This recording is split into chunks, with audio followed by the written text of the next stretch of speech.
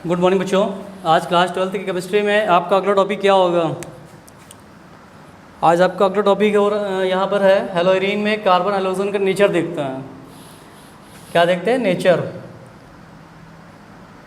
Carbon halogen, यहाँ पे लिखते हैं nature of carbon halogen in haloarene.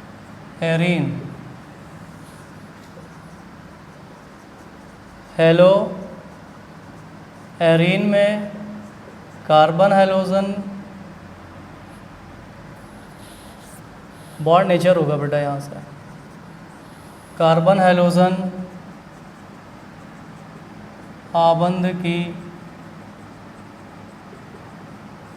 प्रकृति है ना, ये देखना है मुझे।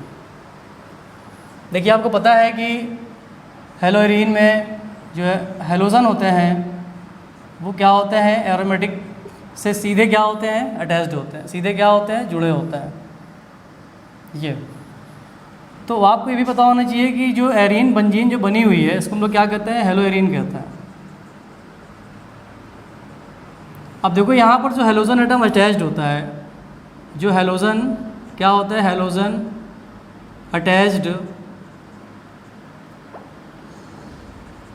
हेलोजन क्या होते हैं बेटा? अटैच्ड होता है। हेलोजन अटैच्ड बाई कार्बन, मतलब हेलोजन क्या होता है? कार्बन से अटैच्ड होता है। तो हमको क्या बताना है? इसके नेचर को बताना है। चलो देखते हैं।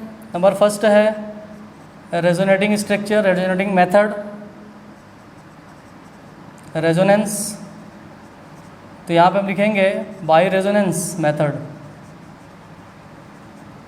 सबसे पहले हम क्या करेंगे? इसका रेजोनेंस मेथड अब लगाते हैं यहाँ से कि हेलोजन जो एटम होते हैं इसका नेचर क्या होता है?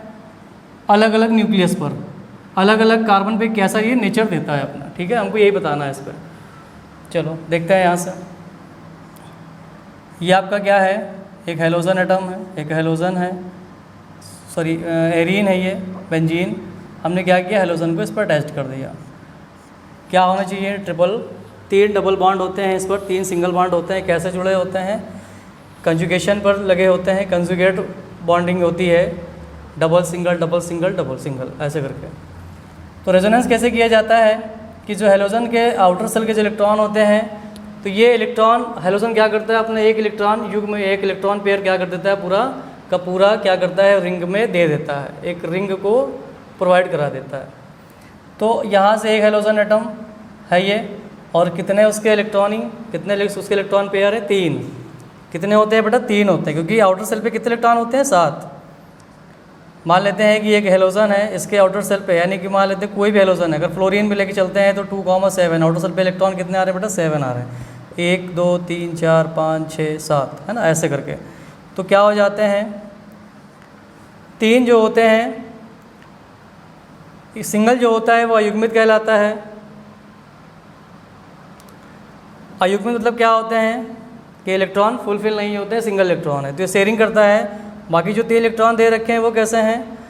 डाई मैग्नेटिक है। एक होता है पैरामैग्नेटिक, डाई मैग्नेटिक। पैरा कैसा होता है? सिंगल होता है। डाई कैसे होते हैं? मतलब 2 इलेक्ट्रॉन होते हैं, तो डाई कहलाते हैं, वो पेयर कहलाते हैं। तो ये क्या है? 1 electron pair, 2 electron pair, 3 electron pair. तो ये सीधे सीधा क्या करते हैं? 1 इलेक्ट्रॉन पेयर पूरे रिंग में आ जाता है। तो यहाँ से ये आया। तो रेजोनेंस की ट्रिक क्या होती है? इसकी ट्रिक भी यही होती है कि जो इलेक्ट्रॉन होते हैं, इलेक्ट्रॉन कन्वर्ट्स टू बॉन्ड। ये फर्स्ट ट्रिक है। सेकेंड ट्रिक क्या होती है इसकी? कि जो बॉन्ड होता है, बॉन्ड कन्वर्ट्स टू इलेक्ट्रॉन। कहने मतलब क्या हुआ कि जो बॉन्ड होता है वो इलेक्ट्रॉन में कन्वर्ट हो जाता है। ये इलेक्ट्रॉन है, पूरा का पेयर है, इलेक्ट्रॉन पेयर किस में कन्वर्ट हो जाता है? बॉन्ड में। तो ये क्या बनाता है? बॉन्ड बनाता है। और यही बॉन्ड फिर से कन्वर्ट हो जाता है, तो फिर से इलेक्ट्रॉन पेयर में बदल जाता है। चलो यहाँ पर देखो, 1 2 3 कितने पाई इलेक्ट्रॉन है? 3। कितने बेटा? 3 पाई इलेक्ट्रॉन है। अब क्या करते हैं? 1 पाई, 2 पाई, 3 पाई। 3 पाई इलेक्ट्रॉन है, तो तीनों पाई पर क्या होगा? रेजोनेंस लगाया जाएगा। एक इलेक्ट्रॉन पेयर है, ये बदल के आ रहा है। इलेक्ट्रॉन किस में बदल रहा है बेटा? बॉन्ड बदल रहा है, मैंने बॉन्ड पे चेंज कर दिया। ये जो बॉन्ड होता है इस C1 और C2 के बीच जो बॉन्ड लगा होता है, ये क्या करता है कि यहाँ से ये इलेक्ट्रॉन में बदल जाता है। जब बेटा इलेक्ट्रॉन बदल जाता है, इसको डेंसिटी कैसे हो जाती है, नेगेटिव, मीन्स मोर डेंसिटी हो जाती है, इंक्रीज़ करती है डेंसिटी। इससे कि इलेक्ट्रॉन ग्रहण करने की, एक्सेप्ट करने की क्षमता या एफिशिएंसी क्या होती है, इसकी ज़्यादा होती है। तो ये आपका फर्स्ट स्ट्रक्चर है। तो हम इसके अकॉर्डिंग क्या करते हैं, यहाँ पर एक दूसरा बनाते हैं स्ट्रक्चर और देखते हैं कि इसका कैसा बन रहा है रेजोनेटिंग स्ट्रक्चर। हमने इसको क्या किया, हेलोजन को जोड़ दिया, 1 2 है ना, 2 इलेक्ट्रॉन पेयर हो गए। ये वाला क्या और उठ के जा रहा है, हेलोजन से इलेक्ट्रॉन पेयर जा रहा है, मीन्स पॉजिटिव होगा। सिंगल बॉन्ड था, यहाँ पे डबल आ जाएगा। अब यहाँ पे देखते हैं कि इसकी पोजीशन क्या हो जाएगी, नेगेटिव हो जाएगा, मीन्स तो ये इलेक्ट्रॉन पेयर यहाँ पे रखा हुआ है, बाकी के सारे बॉन्ड हम ऐसे ही लगा देते हैं। तो ये कहलाता है सेकंड रेजोनेटिंग स्ट्रक्चर ऑफ हेलोरीन। फिर आते हैं सेकंड में। अब इसी में मेथड लगाते हैं कि जो इलेक्ट्रॉन पेयर है ये क्या करता है कि ये इस C2 से और C3 के बीच में क्या करता है, बॉन्ड बदल जाता है, और ये वाला जो बॉन्ड होगा ये ब्रेक हो जाता है यहाँ से, और ये किस में आ जाता है बेटा, इलेक्ट्रॉन पे कन्वर्ट हो जाता है। तो कुछ इस तरीके से स्ट्रक्चर बन जाता है। यहाँ पर भी देख लेते हैं स्ट्रक्चर क्या होगा इसका। यहाँ पर बेटा सब कुछ वही रहेगा, अभी मैंने आपसे बताया, ये भाई बदलेंगे नहीं। अब देखो यहाँ से ये भी तो नेगेटिव पोजीशन है, बट यहाँ पे क्या आ जाएगा, पॉजिटिव आ जाएगा, सॉरी बॉन्ड आ जाएगा, मैं पॉजिटिव कह रहा हूँ, सॉरी, यहाँ पे क्या आ जाएगा, बॉन्ड आ जाएगा। लेकिन ये जो बॉन्ड टूट रहा है ये इलेक्ट्रॉनों पे टूट रहा है, मीन्स इसकी डेंसिटी कैसी हो जाएगी, इंक्रीज़ करेगी। इलेक्ट्रॉन ग्रहण करने की क्षमता या एफिशिएंसी क्या हो जाएगी, इसकी ज़्यादा हो जाएगी। फिर क्या होगा, यहाँ पर ये बॉन्ड बना रखे हैं, तो ये हो जाएगा रेजोनेटिंग स्ट्रक्चर नंबर 3। फिर इसी तरीके से क्या होता है, फिर आगे क्रम बढ़ता चला जाता है जब तक कि पूरे के पूरे जो बॉन्ड हो जाते हैं ये चेंज ना हो जाए, क्योंकि रेजोनेंस में होता है क्या है, आबंधों का परिवर्तन हो जाता है, मीन्स बॉन्ड क्या हो जाते हैं, चेंज कर लेते हैं अपनी पोजीशन से, क्या हो जाते हैं, चेंज हो जाते हैं अपनी पोजीशन से। Second resonating structure, third resonating structure. अब आते हैं हम लोग अगले रेजोनेटिंग स्ट्रक्चर पर। चलो देखते हैं यहाँ से क्या होगा। X जुड़ा हुआ है, पॉजिटिव है, 1 इलेक्ट्रॉन, 2 इलेक्ट्रॉन पेयर यहाँ से होगा। अब देखते हैं यहाँ से ये इलेक्ट्रॉन पेयर ये क्या होता है, ये बॉन्ड में कन्वर्ट हो जाता है, यहाँ वाला क्या होता है, ये इलेक्ट्रॉन में कन्वर्ट हो जाता है। ये देखो कुछ इस तरीके से क्या हो रहा है, ये अपने आप को चेंज कर रहा है। मतलब बॉन्ड किस पे टूट रहा है, इलेक्ट्रॉन पे। इलेक्ट्रॉन किस पे टूट गया, बॉन्ड में। तो यहाँ पहले हम बॉन्ड बना देंगे, और ये बॉन्ड यहाँ ऑलरेडी बना हुआ था, तो यहाँ पे ये नेगेटिव साइन है, यहाँ पर भी नेगेटिव साइन देखो बचा रखा है, क्योंकि इसने क्या किया था, इसने इलेक्ट्रॉन को ग्रहण किया था, इस वाले कार्बन न्यूक्लियस ने। अब देखो ये जो बॉन्ड है पाई इलेक्ट्रॉन, ये टूटने के बाद क्या हो जाता है, ये इलेक्ट्रॉन पेयर में या इलेक्ट्रॉन में टूट जाता है, मीन्स इसकी पोजीशन भी कैसे हो जाती है, नेगेटिव। मीन्स डेंसिटी क्या हो गई, इस कार्बन की हाई हो गई, ज़्यादा हो गई, इंक्रीज़ कर रहा है ना, यहाँ से इलेक्ट्रॉन को ग्रहण करने की क्षमता ज़्यादा हो गई। तो ये बन गया आपका 4 रेजोनेटिंग स्ट्रक्चर। अब आते हैं अगले में। अब देखो क्या होगा कि इलेक्ट्रॉन फिर से एक बार कन्वर्ट होगा बॉन्ड में, और ये जो बॉन्ड था ना ये फिर से कन्वर्ट हो जाएगा इलेक्ट्रॉन में जाकर। तो ये कुछ इस तरीके से बनेगा। देखो यहाँ पे ये वाला बॉन्ड आ गया, एक बॉन्ड ये यहाँ आ गया था, और एक बॉन्ड ये यहाँ चला गया, राइट। यहाँ पर सिंगल बॉन्ड हो जाएगा, क्योंकि डबल था अब सिंगल हो गया। X हेलोजन है, फिर से कैसे बदल गया, इलेक्ट्रॉन में बदल गया, यानी कि हेलोजन क्या कर रहा है, इलेक्ट्रॉन को ग्रहण कर रहा है। जब ग्रहण करेगा तो एक बार माइनस साइन आएगा, यानी कि आंशिक ऋणावेश माइनस साइन बनाएगा, और यहाँ से निकल रहा तो मीन्स पॉजिटिव है ना। तो एक बार ग्रहण किया था इसने तो नेगेटिव, फिर ये क्या हो जाएगा, कोई साइन नहीं रह जाएगा। लेकिन मीन्स अब यहाँ पर वही पोजीशन हो रही है कि जब ग्रहण करेगा तो नेगेटिव, इलेक्ट्रॉन क्या करेगा, एक्सेप्ट करेगा, तो नेगेटिव होगा हेलोजन, पॉजिटिव पहले से था, तो प्लस माइनस क्या हो गया, हट गया, तो सारा का सारा इलेक्ट्रॉन पेयर फिर से ऐसे पर आ जाता है। तो ये है आपका 5वां स्ट्रक्चर। हम लोग देखते क्या है कि सेकेंड, थर्ड और फोर्थ के हेलोजन के जो इलेक्ट्रॉन पेयर थे वो कार्बन पर अपने क्या कर रहे हैं, कुछ इस तरीके से प्रभाव या इफेक्ट डाल रहे हैं। तो देखो कहाँ कहाँ इसने अपना इफेक्ट डाला, हेलोजन के इलेक्ट्रॉन पेयर कहाँ कहाँ पे डाला, एक नंबर 2 पे, फिर कहाँ डाला, नंबर 4 पे डाल दिया अपना इफेक्ट, और फिर कहाँ डाला, नंबर 6 पे डाला इफेक्ट।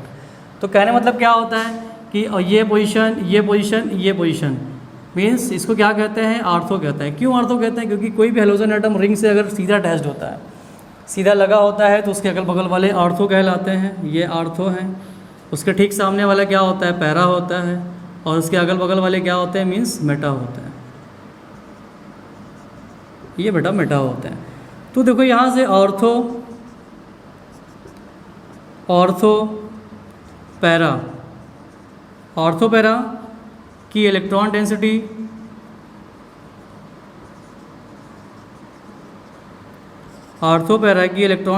क्या हो जाएगी,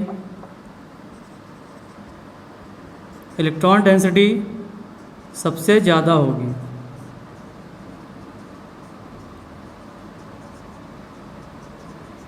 डेंसिटी मतलब बेटा क्या होता है, घनत्व।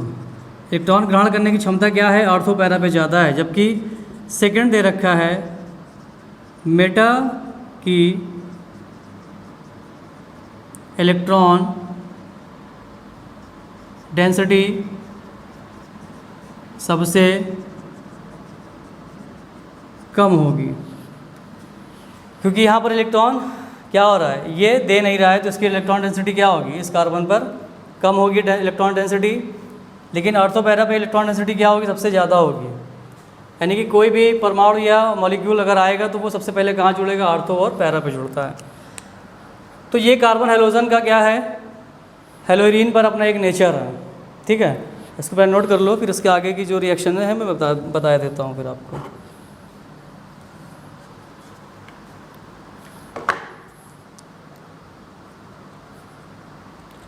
इसको रेजोनेंस मेथड या रेजोनेंस इफेक्ट भी कहते हैं, या बाय रेजोनेंस मेथड भी कहते हैं, और इसको भी हम लोग मेसोमेरिक भी कहते हैं। क्या कहते हैं, मेसोमेरिक मेथड भी कहते हैं, ठीक है। आर से सिंबल से प्रकट करते हैं इसको, और रिप्रेजेंट करते हैं आर से, और इसको करते हैं बेटा एम से। क्या करते हैं, एम से करते हैं। चूँकि यहाँ पर हेलोजन एटम प्लस हो रहा है, प्लस साइन दे रहा है, तो इसलिए प्लस एम होगा। तो इसका मतलब ये भी क्या होगा, प्लस आर होगा, क्योंकि दो होते हैं मेसोमेरिक, एक धनात्मक मेसोमेरिक होता है, एक ऋणात्मक होता है। तो कोई भी हेलोजन एटम जब एक इलेक्ट्रॉन ग्रहण कर लेता है तो वो मेसोमेरिक इफेक्ट में क्या होता है, माइनस होता है या माइनस आर होते हैं। जब इलेक्ट्रॉन दे देता है कोई भी एटम तो प्लस आर, प्लस धनात्मक रेजोनेंस, धनात्मक अनुनाद, या उसको प्लस धनात्मक मेसोमेरिक या प्लस मेसोमेरिक इफेक्ट कहते हैं।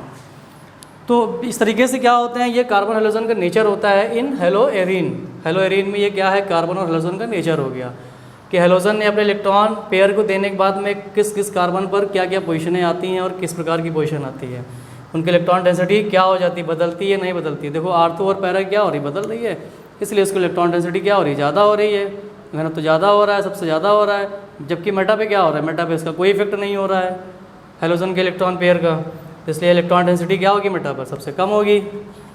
चलो अब आते हैं इसके कुछ रिएक्शंस दे रखे हैं इसके, उन रिएक्शंस को देख लेते हैं, ये केमिकल प्रॉपर्टीज़ हैं।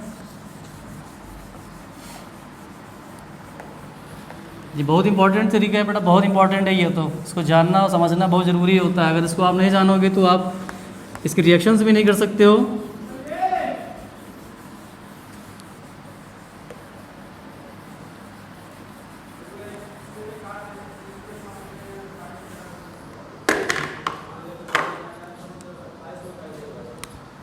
चलिए एग्जाम्पल देख लेते हैं इसके।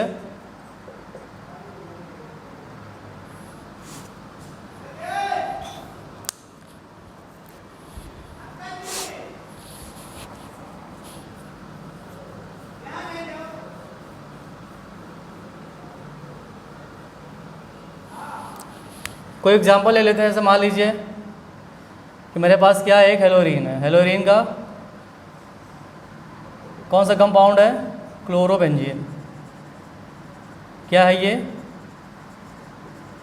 क्लोरोबेंजीन है। एक चीज़ बताए दे रहे हैं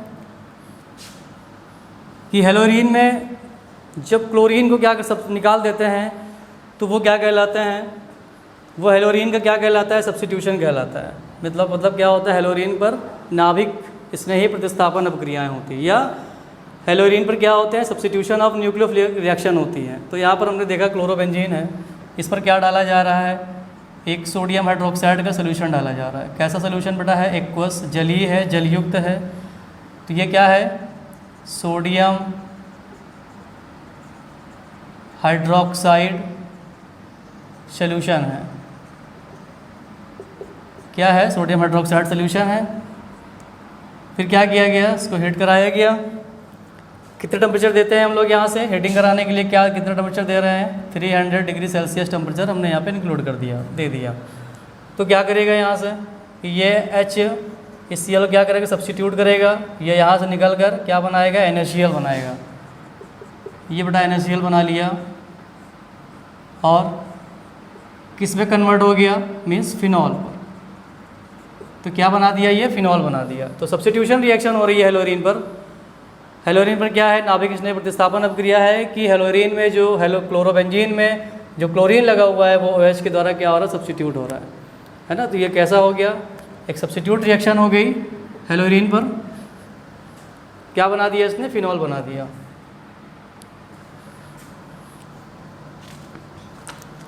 अगली रिएक्शन देखते हैं यहाँ से, सेकंड रिएक्शन है, ये फर्स्ट थी। सेकंड देखते हैं क्यूप्रिक साइनाइड द्वारा, है ना। नंबर सेकंड में क्या है, क्यूप्रिक साइनाइड द्वारा। अब इसकी रिएक्शन किससे करवाते हैं, क्यूप्रिक साइनाइड से करवाते हैं। ये एक नाभिक, इसमें ही अपने रिएक्टेंट होते हैं अपने। अटैकिंग रिएजेंट है यहाँ से, हमने क्या किया यहाँ से, रिएक्शन ले लिया, क्या लिया, क्लोरोबेंजीन को ले लिया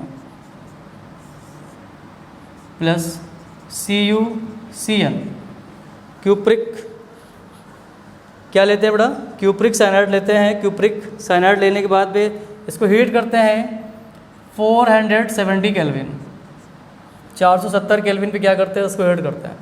CN क्या है, यहाँ पर एक न्यूक्लियोफाइल है इस अटैकिंग रिएजेंट में, बट क्लोरीन भी ये क्या है, एक न्यूक्लियोफाइल है। तो ये क्या करेगा, इसको सब्स्टिट्यूट करेगा और ये कहाँ निकल जाएगा, इस Cu के साथ। तो ये क्या बनाएगा, CuCl। इसका नाम होता है क्यूप्रिक, क्या नाम होता है, क्यूप्रिक साइनाइड। और ये क्या कहलाते हैं, क्यूप्रिक क्लोराइड। और देता क्या है, फेनिल आइसोसाइनाइड, फेनिल साइनाइड देता है। ये क्या देते हैं, फेनिल साइनाइड दे देता है, उसको बोलते हैं फेनिल साइनाइड।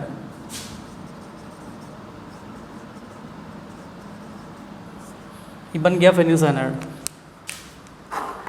अब आते हैं अगली रिएक्शन पे।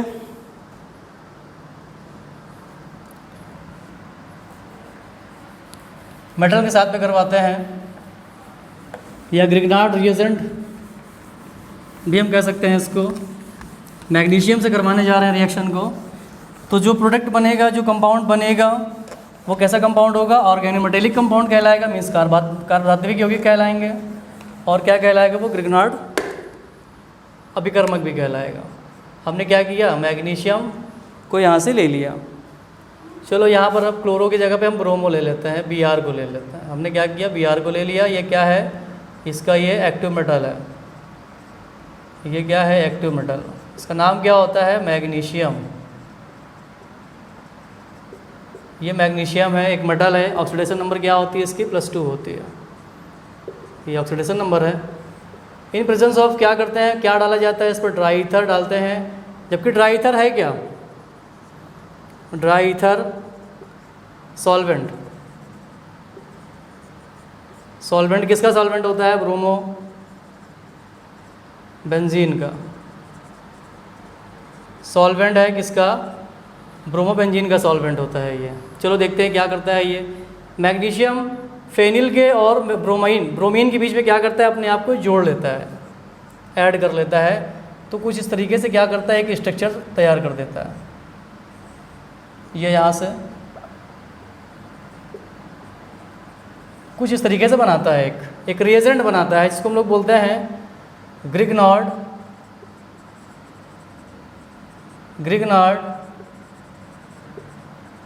रिएजेंट। कैसा रिएजेंट होता है ये, ऑर्गेनोमेटेलिक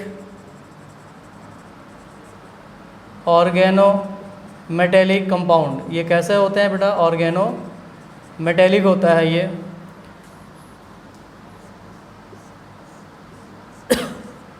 इसके मैग्नीशियम के बीच में जो बॉन्डिंग होती है, फेनिल बेंजीन के और मैग्नीशियम के बीच में बेटा जो बॉन्डिंग होती है, ये कौन सा बॉन्ड होता है, कोवैलेंट। कैसे होते हैं, कोवैलेंट बॉन्ड होता है ये, ठीक है। और इसी के साथ में क्या लगा हुआ है, Br लगा हुआ है। तो यहाँ पर कैसी बॉन्डिंग होती है, ये आयनिक बॉन्डिंग होती है। कैसी बॉन्डिंग होती है बेटा, ये होते हैं आयनिक बॉन्ड। तो जो कोवैलेंट बॉन्ड होता है, दिस इज ए हाईपोलर बॉन्ड। कैसे होते हैं ये कहलाते हैं हाईपोलर बॉन्ड कहलाते हैं, उच्च ध्रुवीय बंध कहलाते हैं ये। कोवैलेंट बॉन्ड की वजह से कैसा बॉन्ड होता है, ये हाईपोलर होता है बॉन्ड। और क्या देते हैं, ये ग्रिग्नार्ड रिएजेंट देता है। मीन्स इसका जो नाम होता है वो कहलाता है फेनिल मैग्नीशियम और ब्रोमाइड। तो ये रिएक्शन विथ मेटल था, ये रिएक्शन विथ मेटल। तो मेटल के साथ में कुछ इस तरीके से रिएक्शन होती हैं। सोडियम के साथ में रिएक्ट होता है तो क्या बनाते हैं, डाईफिनिल बनाते हैं। कॉपर के साथ में बनाता है बेटा तो भी डाईफिनिल होता है और क्यूप्रस आयोडाइड बाहर हो जाते हैं। अब हम लोग आते हैं नेक्स्ट टॉपिक पर। ये कैसी रिएक्शंस थी, ये न्यूक्लियोफाइल सब्स्टिट्यूशन रिएक्शन इन हेलोरीन। हेलोरीन में क्या थी, ये नाभिक स्नेह प्रतिस्थापन अभिक्रिया थी। और अब आपका जो अगला टॉपिक होगा वो होगा इलेक्ट्रोफिलिक। ये है आपका नेक्स्ट टॉपिक होगा इलेक्ट्रोफिलिक सब्स्टिट्यूशन रिएक्शन।